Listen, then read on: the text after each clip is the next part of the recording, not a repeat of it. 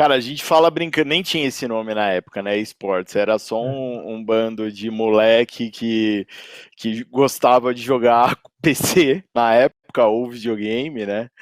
E, cara, eu era daquela turminha que tava no começo da Monkey Paulista ali, que ficava na Alameda Santos, e, e lembrava que a gente ficava jogando Half-Life quando um dia apareceram lá com um mod do Half-Life, que era o CS, e a gente começou a jogar ali. Então foi bem no momento, vamos dizer, de catarse do CS no Brasil. E eu já gostava de mexer naquela época, estava no meu último ano de colégio ainda, mas eu já trabalhava numa startup que chamava Tribal, numa startup de tecnologia, que veio a ser uma agência depois, no futuro, de propaganda, que foi vendida. Mas foi dentro da Tribal que nasceu o Omelete, né? Junto aí com Marcelo Forlani, Marcelo Hessel e tudo mais, Érico Borgo. Nasceu o Omelete e eu era o único moleque naquela época, vamos dizer assim, era todo mundo moleque, né? Mas eu era o único que de fato tinha essa história dos games na veia.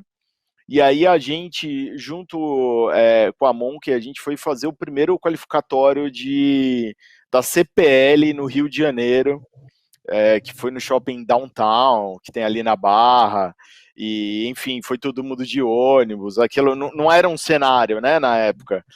Parece, falando hoje, eu sei que parece um pouco estranho, mas era só um bando de moleque viajando de ônibus para ir jogar videogame na qualificatória que ninguém sabia direito o que era. E naquela época se chamava de E ciberatleta, né? Não era pro player, era o ciberatleta, cyberatleta. exatamente. E aí a gente foi, enfim, e aí eu fiz toda essa cobertura aí, já escrevendo para o Omelete de como foi. Eu falo brincando que foi a primeira matéria de imprensa sobre Counter-Strike no Brasil, embora eu não seja mais, trabalhe na cobertura, eu trabalho mais no lado, né, de business e de gerar negócio em cima de esportes e de ideias criativas, mas a primeira cobertura de um evento de CS, eu falo brincando que fui eu, e ela tá no ar até hoje, no The Enemy, lá. Se der um Google lá, CPL, vem ela meio desformatada e tal, mas ainda tá lá. Então a história, cara, a história basicamente era de um moleque apaixonado que eu jamais imaginei que um dia ia voltar a trabalhar e ganhar dinheiro com isso, sabe? Para mim era uma paixão que tinha ficado para trás, e aqui estamos. Poxa, que demais, cara. Eu acho a história do Omelete, eu acho uma das histórias mais incríveis de geração de conteúdo independente desse mercado que a gente está falando, né? Vai a gente extrapolar os games, cultura geek e tudo mais. Eu sou muito fã do Omelete, assim, da história que o Omelete trouxe, né? Dos profissionais que ele formou, como conseguiu conectar com o mercado, ganhar respeito das grandes É uma produtoras referência, de né, instrumento. Xiso? É uma referência Exatamente. Como é que era na esse. cultura pop. Exato. Como era esse ambiente no começo, assim? Vocês faziam por paixão? Já tinha alguém já pensando no que poderia se tornar? Como é que era essa catarse, assim, lá dentro do início do Omelete? Tinha nada, brother. Assim, eram três pessoas muito apaixonadas, né? Que era o Érico, o Forlani e o Hessel, e era um blog. Assim, a grande verdade é que todo mundo tinha o seu trabalho paralelo ali, eles produzindo conteúdo, Pierre Mantovani, que na época que é cofundador do Omelete, é um nome também de backstage que poucas pessoas conhecem, e o Renato Fabre cuidando sempre da estratégia de negócio, mas, cara, nasceu como uma brincadeira de brother, de 5 brothers ali, né, de 4 brothers inicialmente, que era o Furlani, o Érico, o Pierre e o Renato, e aí depois veio o Hessel, e assim, veio essa história totalmente movida pela paixão mesmo, sem foco em ganhar dinheiro.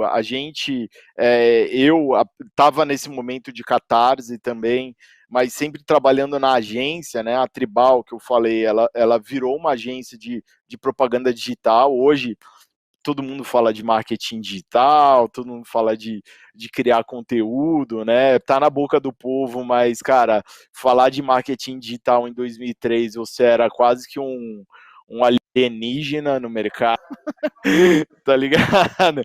Então todo mundo tinha o seu trabalho meio que paralelo, o Furlan e Érico trabalhavam na agência também, e a gente meio que ia tocando essa paralela de conteúdo e trabalhando para clientes, né? A gente trabalhou aí para montadoras, para telecoms, para, enfim, uma agência que atendia vários clientes.